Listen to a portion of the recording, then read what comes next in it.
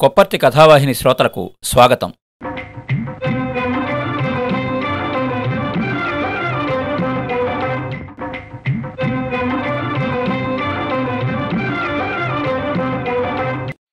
కథాభిమానులకు నమస్కారం. ఈ వారం మనం వినబోయే కథ కొత్త నీరు. రచయిత శ్రీ విహారి. కొత్త నీరు కథ. బయట చల్లగానే ఉంది. లోపలే సెగలు పొగలు. బయట ఆహ్లాదకరంగానే ఉంది. లోపలే ముసురు పట్టింది. బయటంతా విశాలంగా ఉంది. లోపలే ఇరుగ్గా ఉంది. రాత్రి 9 అవుతోంది. ఇంట్లో సాయంత్రం 6 గంటలకి మొదలైన అంతర్యుద్ధం ఇంకా కొనసాగుతూనే ఉంది. రోజు ఈ పాటికి నాన్న టిఫిన్ అయిపోతుంది. ఇవాళ టిఫిన్కి రమ్మని అమ్మ 2 సార్లు పిలిచినా 2 సార్లు ముభావంగా నాకివాళ టిఫిన్ అక్కర్లేదు అని ఒక్క ముక్కలోనే తన నిరసన తెలియజేశాడు. వంట చేసి పెట్టి ఎప్పుడో వెళ్ళిపోయింది సుభద్రమ్మ. అమ్మకి కీళ్ల నొప్పులు, స్పాండిలైటిస్, ఆయాసం రావడంతో 1 ఏడాది నుంచి వంటకి సుభద్రమ్మ ఏర్పాటు జరిగింది. ఆమె పగలు రాత్రి వంట చేసి పెట్టి వెళ్ళిపోతుంది. నాన్నకి షుగర్ ఉంది, బీపీ ఉంది. సమయానికి ఆయనకి అన్నీ అమర్చడం అమ్మకొక నియమం. ఇవాళ పరిస్థితి ఇదిగో ఇలా ఉంది. ఇల్లంతా మూర్ఛపోయిన వాతావరణం. హాల్లో నేను, అమ్మ, నాన్న. కుడివైపు గదిలో నా శ్రీమతి సరళ టీవీ ఛానళ్లు మారుస్తోంది. ఆమె మనసు కూడా ఈరోజు సీరియల్ మీద లేనట్టుగా ఉన్నది. ఎడమవైపు గదిలో నా కూతురు మాధవి కంప్యూటర్ ముందు కూర్చుని ఏదో చేస్తోంది. ఎవరి మనసుల్లోనూ ప్రశాంతత లేదు. నిశ్శబ్దం ఘనీభవించినట్లున్నది. పక్షవాతం మొదలైతే కనపడే లక్షణాలు ఇంటిని పట్టుకున్నట్టుగా అనిపిస్తోంది. విషయాన్ని నాన్నే తెగలాగుతున్నాడా? ఒక చిన్న సందేహపు చినుకు నా గుండెలో. ఇంతకీ ఏం జరిగింది? జరిగింది ఏమిటి? వీటీ పార్క్ దగ్గరికి ఎవడో టాటూస్ వేసేవాడొస్తే పచ్చబొట్టు బొమ్మ ఒకటి తన చేదన్న మీద వేయించుకొచ్చింది మాధవి. అది చూసి అగ్గిరాముడయ్యాడు నాన్న. చూడ్డానికి పరమ అసహ్యంగా ఉంది. రోత పుడుతోంది. స్లీవ్లెస్ డ్రెస్ చేతిపైన ఈ బొమ్మలేమిటి? కింద ముంజేదాకా మెహందీ డిజైన్లేమిటి? వికారంగా ఉంది అంటూ తిట్లు చివాట్లు శివమెత్తినట్టు ఊగిపోయాడు. మాటల మధ్యలో మా ఆవిడికి 4 వడ్డించాడు. అప్పుడే ఆఫీస్ నుంచి వచ్చి చిరాగ్గా ఉన్నట్టుంది.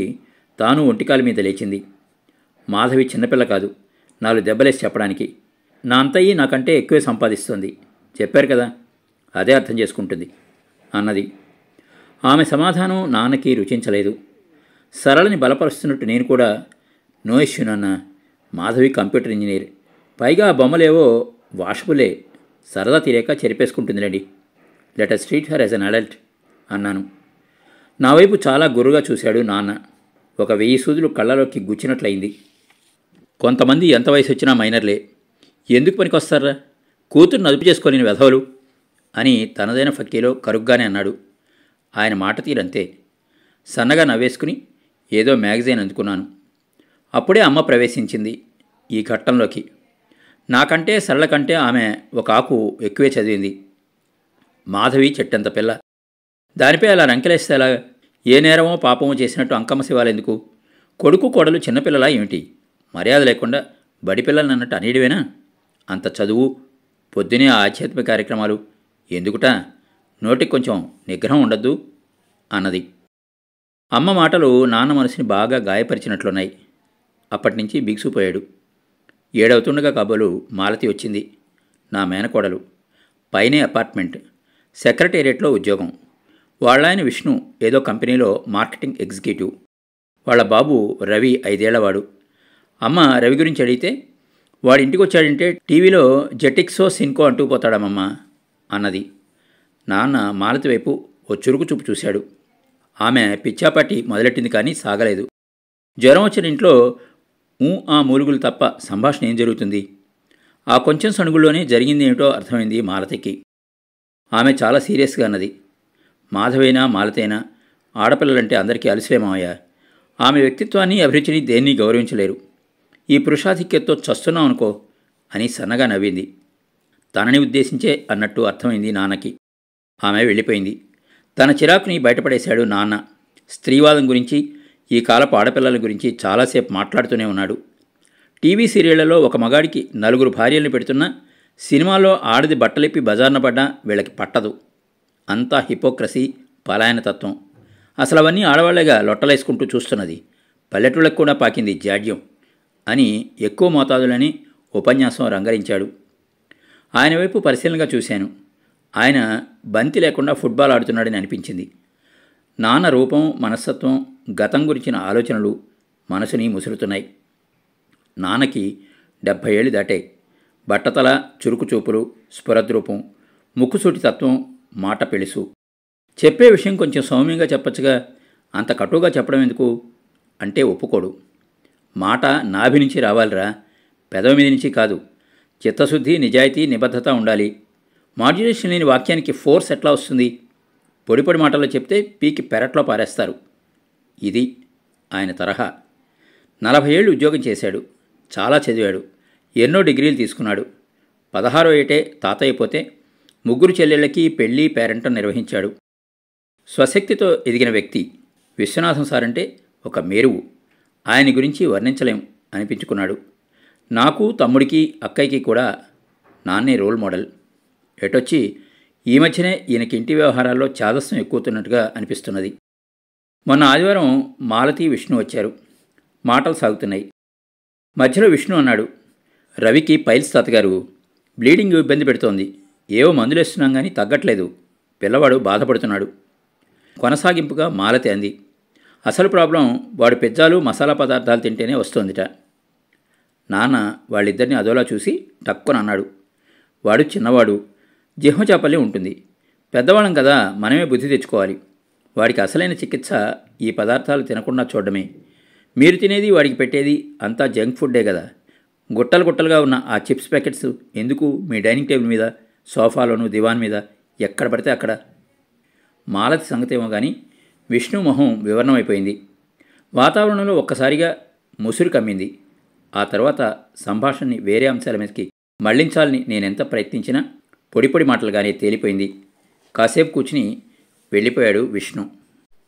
ఇది ఇటీవల నాన్న. ఇప్పుడు జరుగుతున్నది భిన్నమైందేమీ కాదు. హాల్లో గాలి స్తంభించింది. చేతిలో ఉన్న దినపత్రిక మీద కూడా తన చిరాకు ప్రదర్శిస్తున్నాడు నాన్న. ముఖ కవళికలు ఈ విషయాన్ని చెబుతున్నాయి. నేను, అమ్మ, నాన్న ఎవరూ ఎవరినీ పట్టించుకోకుండా ఉన్న ఈ వైనం చిత్రంగా ఉంది.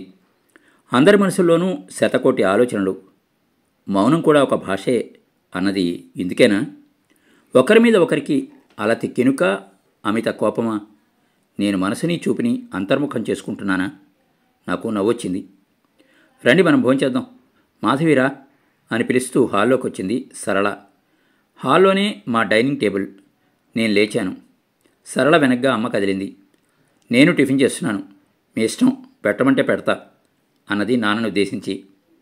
ఆయన మా అందరి వైపు పరీక్షగా చూశాడు.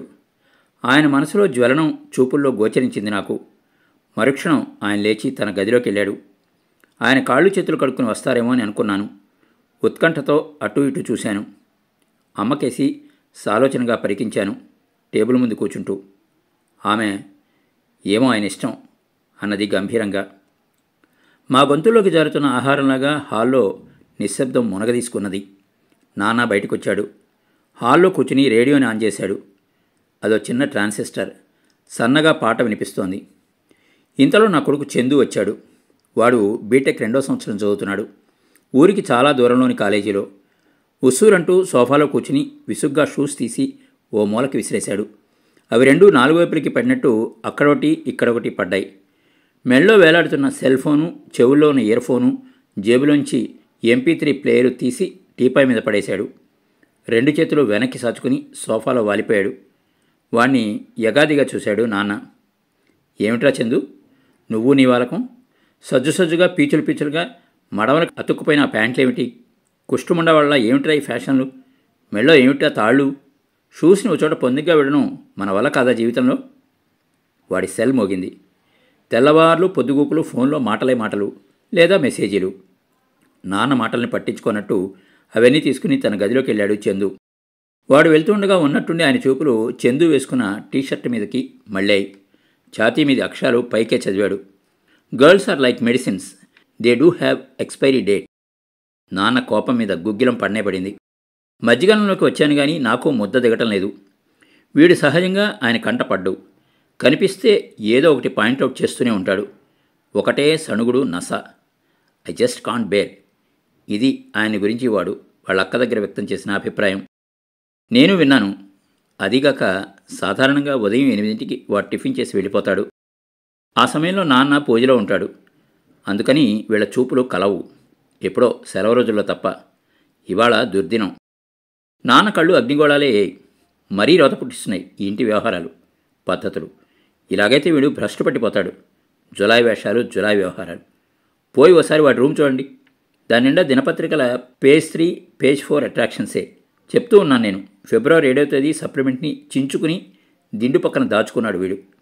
యాక్సిడెంటల్గా ఏదో మ్యాగజైన్ కోసం వెళ్తే కనిపించింది. మాధవి ఉడికిపోతోంది. సరళకి అస్థిమితంగా ఉంది.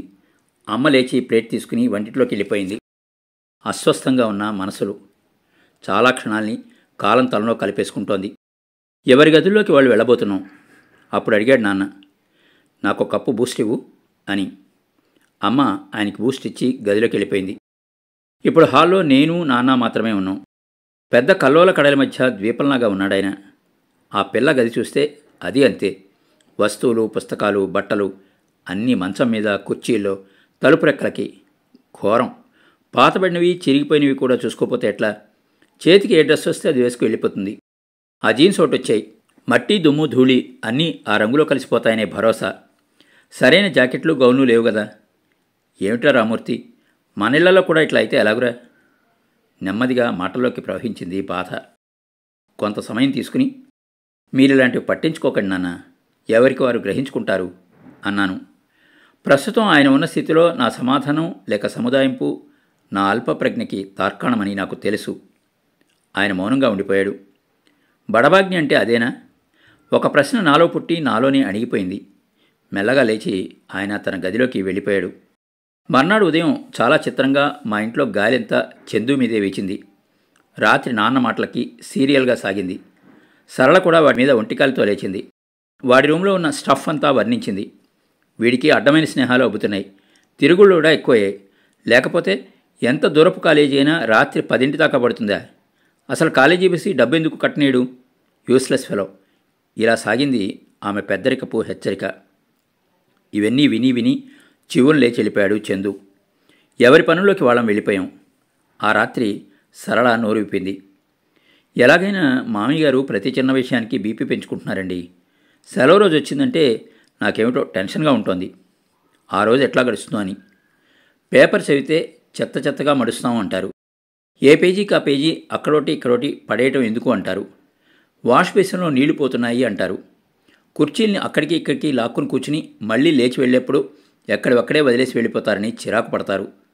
ప్రతి చిన్న విషయానికి ఇవన్నీ కల్చర్లో భాగంగా రావాలని ఒక లెక్చర్ పీకుతారు. పిల్లలు తెల్లవారులు ఇంగ్లీష్ సినిమాలు చూస్తున్నారు అంటారు. రాను రాను ఆయన చాదస్వం పరాకాష్ఠకి చేరుతోంది. నేను విని ఊరుకున్నాను. ఆ రాత్రంతా ఒకటే ఆలోచనలు. శనివారం వచ్చింది. అందరికీ సెలవు. అందరం హాల్లో ఉండగా చూసి చాలా నింపాదిగా మొదలెట్టాడు నాన్న. మనుషుల ఆలోచనలు, ప్రవర్తన త్వర త్వరగా మారిపోతున్నాయి. మాలాంటి వాళ్ళం ఆ మార్పుని అదే వేగంతో అందుకోలేకపోతున్నాం. మేం పుట్టింది, పెరిగింది, మనుషులుగా ఎదిగింది వేరువేరు వాతావరణాల్లో. 15 ఏళ్ళు వచ్చేదాకా కాళ్ళకి చెప్పులు తెలియనివాడిని నేను. నా స్టార్ట్ ఇన్ లైఫ్ వేరు, మీది వేరు. ఒకసారి మాధవి చాలా విశదంగా చెప్పింది ఈ విషయం. నువ్వొక గుమాస్తా కొడుగ్గా నీ జీవితం ప్రారంభిస్తే నాన్న ఒక మేనేజర్ కొడుగ్గా మొదలుపెట్టాడు. నేనేమో ఒక జనరల్ మేనేజర్ కూతురుగా ప్రారంభించాను, చూశావా అని.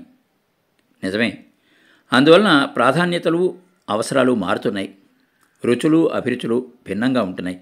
మాధవిలాగా ఫ్రీగా నువ్వు కానీ నేను కానీ కాఫీ డేకి వెళ్ళగలమా? మీ ఆవిడలాగా మా ఆవిడ 6:30 వరకు పడుకోగలదా? ఎన్నిసార్లు వాళ్ళిద్దరికీ చర్చ జరిగిందో మనకి తెలుసు. కొత్త నీరు వచ్చి పాత నీరుని కొట్టేస్తూ ఉంటుంది. ఒక క్షణం ఆగాడు. చుట్టూ చూశాడు. మళ్ళీ చెప్పసాగాడు. అందుకని ఒకరి ప్రవర్తన, నడత మరొకరి అనారోగ్యానికి కారణం కాకూడదు. మేము చాలా ఆలోచించి ఒక నిర్ణయానికి వచ్చాం. మీ అమ్మ, నేను రేపు కేర్ హోమ్లో చేరుతున్నాం. నిన్న వెళ్ళి అన్ని ఫార్మాలిటీసు పూర్తి చేసి వచ్చాం. మా వస్తువులు కూడా సర్దుకున్నాం. మేమంతా షాక్ తిన్నాం. మొహామొహాలు చూసుకున్నాం. ఈ కథకి నాన్న ఇలాంటి మలిపిస్తాడని కలలో కూడా ఊహించలేదు. నేను సరళ వంక చూస్తే ఆమె తన చూపుల్ని పరావర్తన చేసింది. అమ్మ మౌనంగా ఉండిపోయింది. ఆ రాత్రి మా బెడ్రూమ్లో లైట్లు వెలుగుతూనే ఉన్నాయి. నిద్ర తెలియలేదు నాకు. ఏవేవో ఆలోచనలు. కొత్త నీరు వచ్చి పాత నీరుని కొట్టేస్తుంది అన్న నాన్న మాట పదే పదే గుర్తుకొస్తోంది. కేర్ హోంలో చేరాలనే ఆలోచన కొత్త నీరా? నాన్న చెప్తూ ఉండే క్యారెక్టర్ ఈజ్ ఎ ప్రాసెస్ అంటే ఇదేనా? తెరలు తెరలుగా భవిష్యత్ దృశ్యాలు, చిత్రాలు. అమ్మా నాన్న కేర్ హోంలో కుదురుకున్న 15 రోజుల తర్వాత ఒక సెలవు రోజున చందు అన్నాడు, మీకేమో కానీ వాళ్ళు వెళ్ళడం నాకు పెద్ద రిలీఫ్నిచ్చింది. నేను గతుక్కుమన్నాను. రానున్న పరిణామాలకి నేటి సంకేతమా ఇది? నేను సరళకేసి చూశాను. ఆమె చందు వైపు చూసింది. వాడు చాలా తాపీగా అవును అన్నాడు. ఆ అవును దేనికి వర్తిస్తుంది? నేను పైకి అనని నా ప్రశ్నకేనా?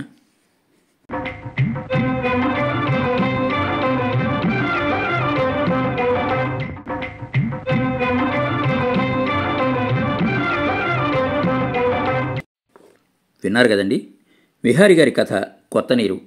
మరో మంచి కథతో మళ్ళీ కలుద్దాం. అంతవరకు సెలవు.